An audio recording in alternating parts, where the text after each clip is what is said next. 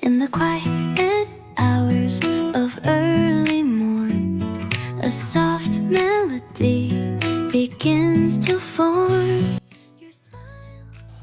Assalamualaikum warahmatullahi wabarakatuh. Salam sejahtera untuk kita semuanya. Perkenalkan, nama saya Zahra Siti Nurfadila.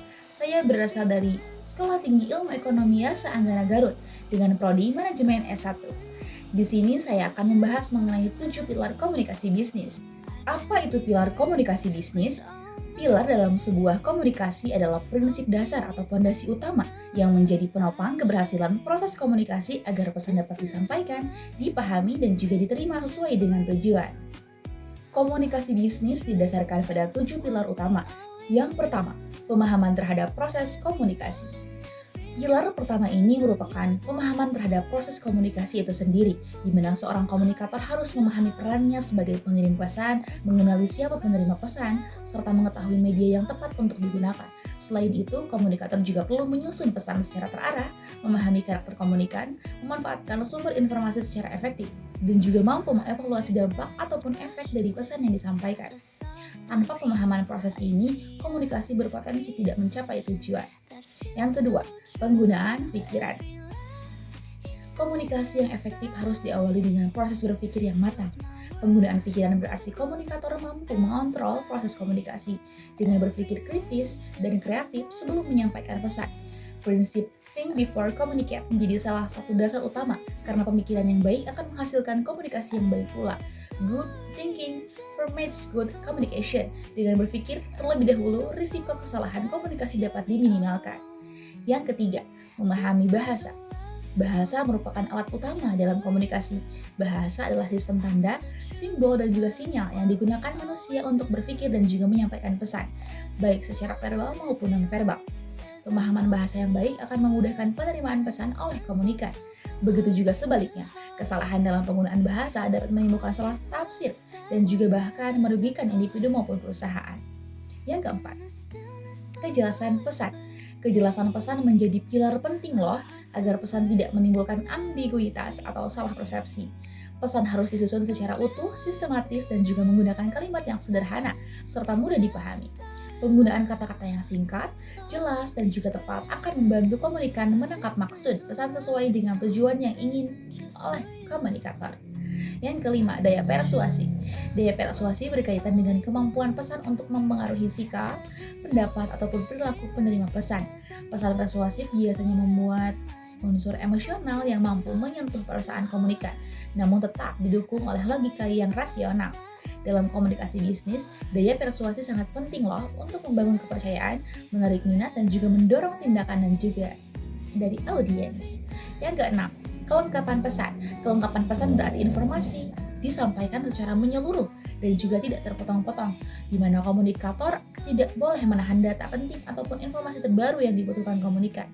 Pesan yang lengkap akan membuat informasi lebih jelas, akurat, dan juga efektif, sehingga memudahkan penerima dalam mengambil keputusan. Yang terakhir, keinginan baik. Betul sekali, keinginan baik.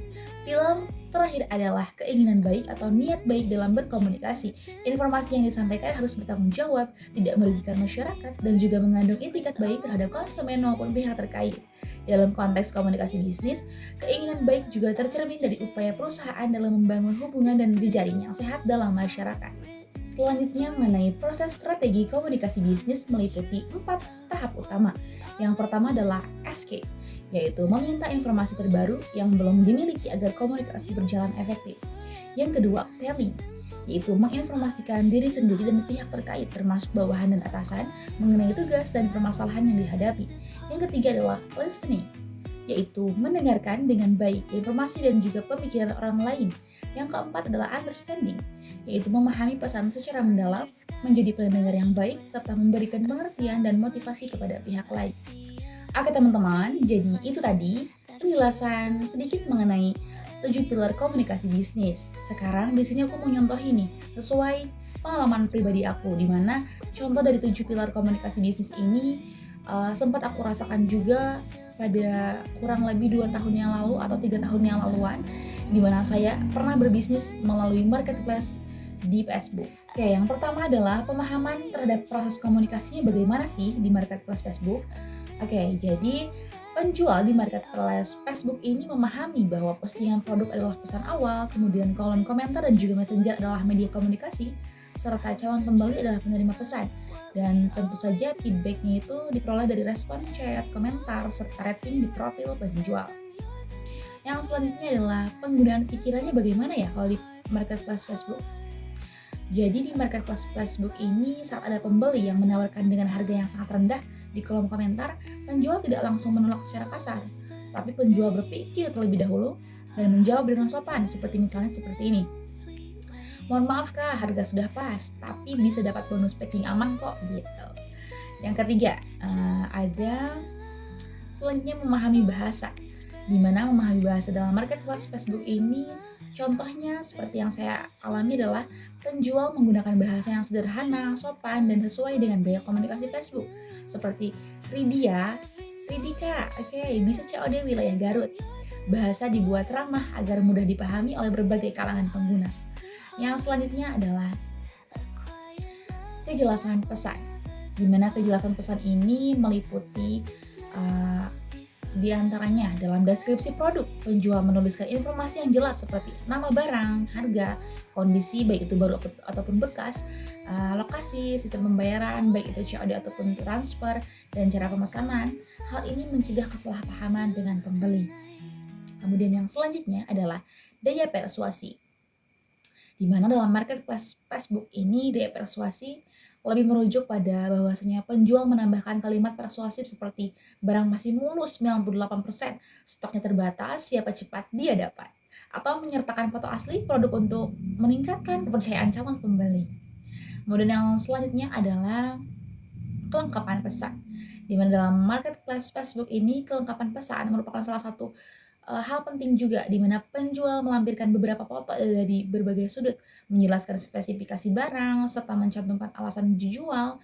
Informasi lengkap membuat pembeli lebih yakin tanpa harus banyak bertanya. Yang terakhir yaitu, apa nih yang terakhir? Ada yang tahu?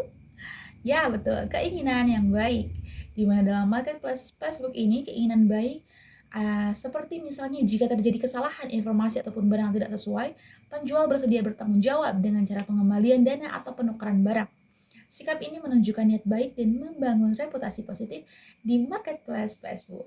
Nah, itu dia teman-teman yang saya rasakan, pengalaman pribadi saya mengenai marketplace Facebook.